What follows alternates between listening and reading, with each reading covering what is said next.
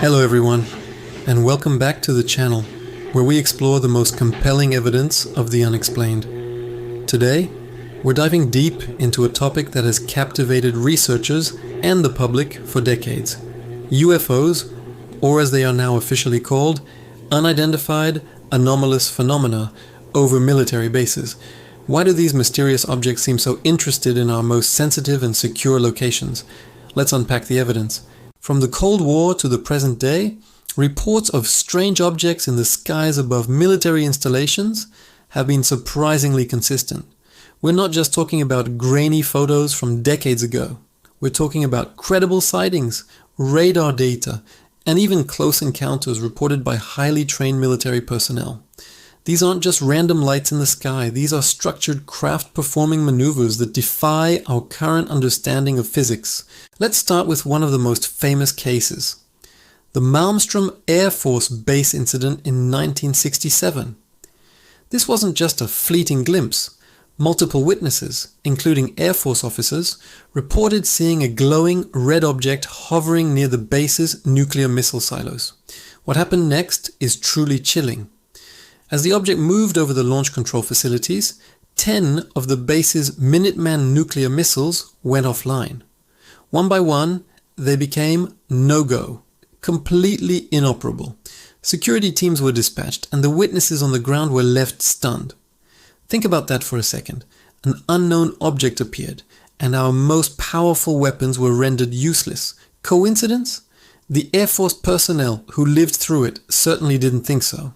They filed detailed reports, and many have spoken out publicly in the years since, convinced they witnessed something not of this world. This wasn't an isolated event.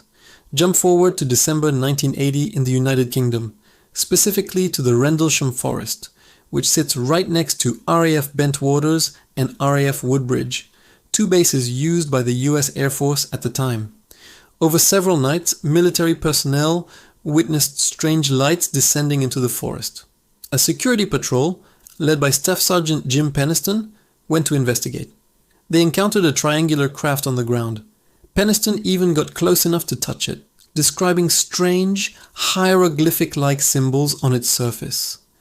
The next day, indentations were found on the ground where the object had rested, and radiation readings were significantly higher than normal background levels. The deputy base commander, Lieutenant Colonel Charles Holt, even led a second investigation and recorded his team's observations on a microcassette recorder as they chased bizarre, multicolored lights through the forest. This case is often called Britain's Roswell because of the sheer amount of evidence and the high rank of the witnesses involved. Now, let's bring it into the 21st century. The sightings haven't stopped. They've just gotten more advanced, and so has our ability to track them. You've probably all heard about the 2004 Nimitz incident. This is the famous Tic Tac video, officially released by the Pentagon.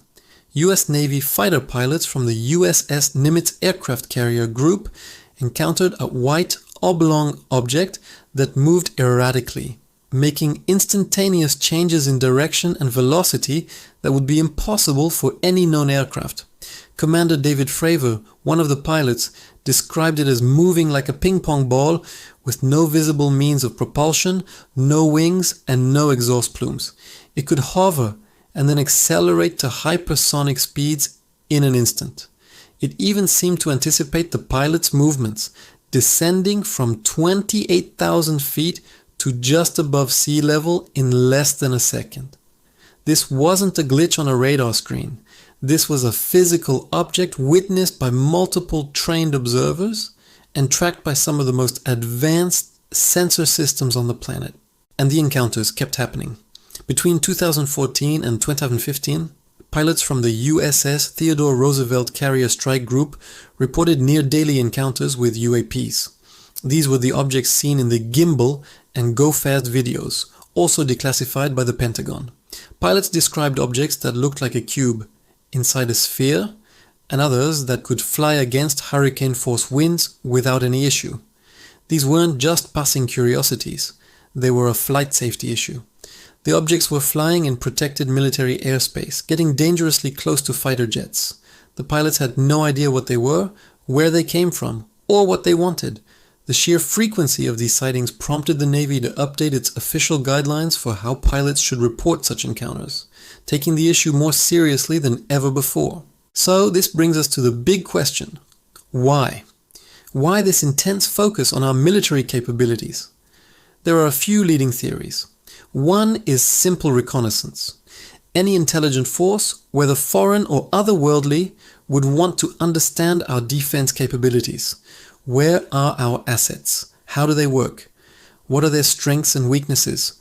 Monitoring nuclear sites like Malmstrom or carrier strike groups like the Nimitz would be a top priority. It's strategic intelligence gathering, 101. Another theory is a bit more unsettling: deactivation and control. The Malmstrom incident suggests a capability to interfere with and even disable our nuclear arsenal. Is this a warning? A demonstration of superior technology, designed to show us that our most destructive weapons are useless against them?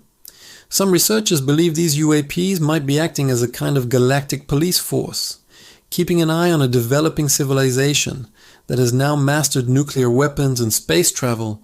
The message could be a simple one: we're watching you, don't mess up.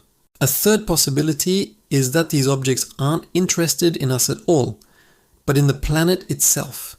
Military bases are often located in remote areas with unique geological features or access to specific resources like water. The objects could be conducting environmental or geological surveys, and our military bases just happen to be in the way. In the case of carrier groups at sea, they might be interested in what's in our oceans, not what's on our ships. This theory, however, doesn't fully explain the direct interactions, like the disabling of missiles or the cat and mouse games played with fighter pilots. The official stance has shifted dramatically. For decades, the subject was treated with ridicule and official denial. Now we have the US government openly admitting that these phenomena are real, that they are unidentified, and that they pose a potential national security threat. The All-Domain Anomaly Resolution Office, or AARO, was established by the Pentagon specifically to investigate these sightings. Congressional hearings have been held, and high-ranking intelligence officials like the former Director of National Intelligence have stated publicly that there are things they simply cannot explain. The evidence is overwhelming and comes from the most credible sources imaginable: our own military. The data includes radar, infrared imagery, and first-hand testimony from the people tasked with defending our skies. While we still don't have a definitive answer to what these objects are or where they come from, we can no longer dismiss the possibility that we are being visited by an intelligence far superior to our own. The focus on our military installations is perhaps the most compelling piece of the puzzle, suggesting a direct and ongoing interest in humanity's capacity for conflict and self-destruction. What do you think is going on? Is it advanced surveillance from a foreign adversary? Or are we dealing with something truly beyond our comprehension? Let me know your theories in the comments below.